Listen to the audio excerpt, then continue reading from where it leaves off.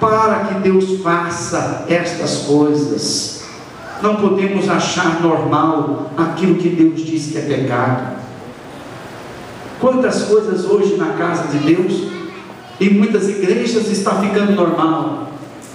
Às vezes fica normal roupas indecentes, fica normal mentir, fica normal um crente ter raiva do outro, um crente desprezar o outro, fica normal o crente fazendo coisas erradas que não agradam a Deus, enganando, trapaceando, acha que é normal.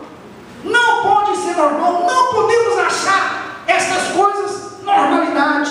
Temos que continuar estranhando aquilo que Deus não se agrada, aquilo que é pecado. Nós temos que continuar resistindo às práticas pecaminosas, igrejas, porque Jesus não achou normal que na casa de Deus fosse um lugar para trocar dinheiro, fosse um lugar para vender animais. Jesus não achou normal que tomasse o lugar no átrio do templo, no pátio do templo, em vez de deixar as pessoas entrarem para ouvir a palavra de Deus, para prestarem culto e adoração a Deus. Jesus não achou aquilo normal. Ele estranhou aquilo e ele resistiu àquilo. Como nós precisamos tomar uma posição quando algum cristão falar que tem ódio do outro irmão. Nós temos que nos posicionar e dizer: você está errado, você está em pecado. Quando o irmão disser que está mentindo, quando você vê o irmão falando palavrão, blasfemando, tudo aquilo que você vê, você vai estranhar. Você tem que dizer: isso não está certo. Você tem que tomar a sua posição, você tem que dar a sua opinião e não se omitir. Porque uma grande parte dos cristãos se omitem nessa hora. Quando vê um outro cristão pecando, ele gosta de tomar aquela posição em cima do muro. Mas nós temos que ter amor sincero. Diga comigo: amor sincero. Colossenses 3,14: acima de tudo isto, porém, esteja o amor, que é o vínculo da perfeição. Diga comigo: amor é o vínculo da perfeição. Efésios 4,13: esforçando-vos diligentemente por preservar a unidade do Espírito no vínculo da paz. Olha, amados, o que o apóstolo Paulo está falando aqui para a igreja de Éfeso: é preciso se esforçar com cuidado para não perdermos a unidade do Espírito que está em nosso meio. Não podemos desagradar a Deus. É melhor nós desagradarmos o nosso irmão do que desagradarmos a Deus. Às vezes é melhor desagradar o pastor do que desagradar a Deus,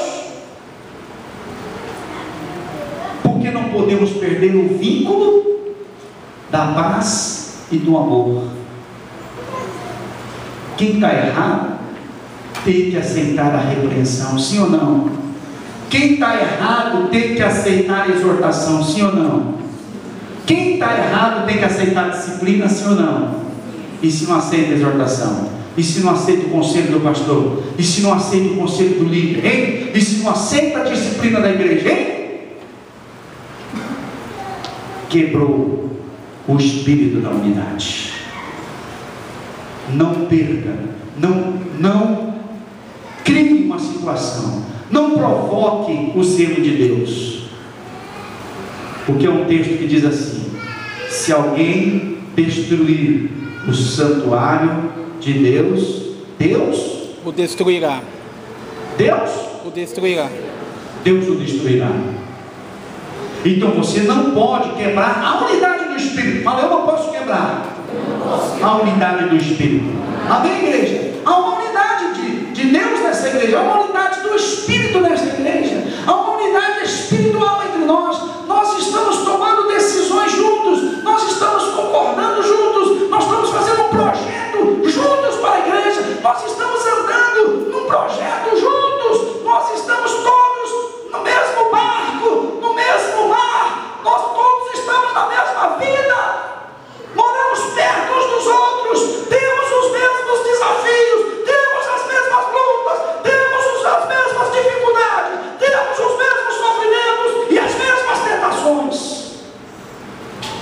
não podemos quebrar a unidade do Espírito. Quem quebra a unidade do Espírito é corrigido com amor, mas é corrigido. E se não aceita a correção, quebrou a unidade. Quebrou a unidade. Então Deus vai castigá-lo. Deus vai julgar. É assim que acontece. Olha o seu irmão, é assim que acontece. É assim que acontece. Fala, o pastor está explicando que é assim que acontece. O pastor está explicando que é assim. Fala, não é a mão do homem. Não é a mão do homem. É a mão de Deus. É a mão de Deus. É assim que funciona, irmãos. Então nós temos que praticar esses mandamentos de Deus para crescer, para prosperar, amém? Você quer crescer, você quer desenvolver sua fé, amém? Você quer prosperar, então é assim que você tem que proceder na casa de Deus.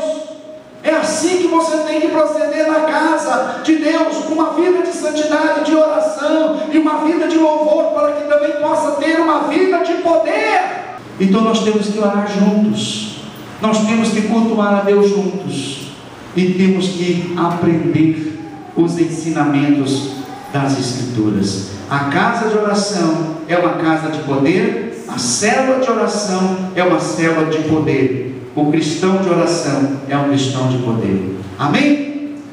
Casa de louvor, Mateus 21, 15 e 16. Vendo os principais sacerdotes e os escribas as maravilhas que Jesus fazia, e os meninos clamando Hosana ao filho de Davi, indignaram-se e perguntaram-lhe: ouves o que estes estão dizendo? Ou seja, eles falaram: ei Jesus, o senhor não é um profeta, o senhor não é um mestre, um rabino, o senhor não é um homem de Deus? Não está vendo que essas crianças estão dando louvor para você? Estão tratando você como um Deus? E Jesus disse: sim. Você não ouviu dizer que está escrito na palavra de Deus, na lei de Deus? Da boca dos pequeninos e crianças tiraste o perfeito louvor. Quando você vê o original, está dizendo que na boca dos pequeninos tiraste força. O texto sagrado diz força, mas Jesus, ele modificou aqui esta palavra, tirou a palavra força e colocou a palavra louvor. Como que dizendo, o que essas crianças estão fazendo é o certo, elas estão fazendo a coisa certa, elas estão dando louvor para mim, porque eu sou filho de Deus. Então, se ele substituiu a palavra louvor pela palavra força, significa que quando nós damos o verdadeiro louvor a Deus, o Senhor nos dá a verdadeira força. Se você quer força, louve a Deus sinceramente. Louve a Deus de coração. Tenha um coração grato, porque louvor fala de um coração grato, fala de um coração disposto a servir a Deus, um coração disposto a obedecer a Deus. Este é o louvor, esta é a adoração que fica bem na presença de Deus, que fica bem na casa de Deus. E quando você dá a Deus um louvor sincero, quando você dá a Deus uma gratidão, a sua gratidão a Deus, Deus vai te dar força e poder, e você vai vencer os seus inimigos, você vai vencer todos os seus inimigos, você vai superar todos os obstáculos, você vai ter respostas de Deus, você vai ter uma direção de Deus, você vai ter uma provisão de Deus, porque Deus dá força para quem dá a Ele o verdadeiro louvor. Aleluia! E o louvor de uma criança é um louvor puro, sem más intenções, sem segundas intenções. Louva porque gosta de louvar, porque tem prazer de cantar, porque tem prazer de louvar. Um filho, uma filha confia no pai e na mãe, e não se ensina para ela o que é confiança. Simplesmente o filho confia no pai e na mãe. Eles dependem tudo do pai e da mãe. Assim como uma criança, com seu coração puro, confia nos pais, depende dos pais. Assim nós temos que aprender a confiar em Deus e depender totalmente de Deus, para dar a Ele o perfeito louvor. Então Ele vai dar poder, então Ele vai dar força. O poder de Deus é liberado numa casa que tem oração, numa casa que tem santificação. onde adoram a Deus com mãos limpas e coração limpo. O Senhor manifesta o seu poder numa casa de louvor, de louvores sinceros dados a Deus. A casa de Deus é um lugar onde tem o poder de Deus e a glória de Deus. O louvor sincero atrai a presença de Deus. O louvor, quando é dado a Deus com amor e sinceridade, Deus envia a resposta, Deus envia a vitória, Deus libera a sua glória para visitar aquela pessoa, aquela célula e aquela igreja. Quando há o louvor sincero, porque a casa de Deus foi purificada, então agora tem oração, e agora tem santidade, e agora tem louvor e adoração. Então Deus vai manifestar o seu poder e a sua glória. Salmo 22, 3. Contudo tu és santo, entronizado entre os louvores de Israel. Amém? Pode falar aí? Texto, Salmo 22, 3. Contudo tu és santo, entronizado entre os louvores de Israel. Mateus 23, 38. Aliás, Salmo 8, 2. Da boca de pequeninos e crianças de peito suscitaste força por causa dos teus adversários, para fazeres emudecer o inimigo e o vingador. Então, quando nós demos o louvor sincero a Deus, Deus vai nos dar vitória sobre os nossos inimigos. Deus vai emudecer os nossos inimigos e vingadores. Amém? Mateus 23, 38, Jesus diz: eis que a vossa casa vos ficará deserta. Jesus estava dando um recado, Jesus estava dando um aviso. Olha, se não sair da casa de Deus, os salteadores, os ladrões,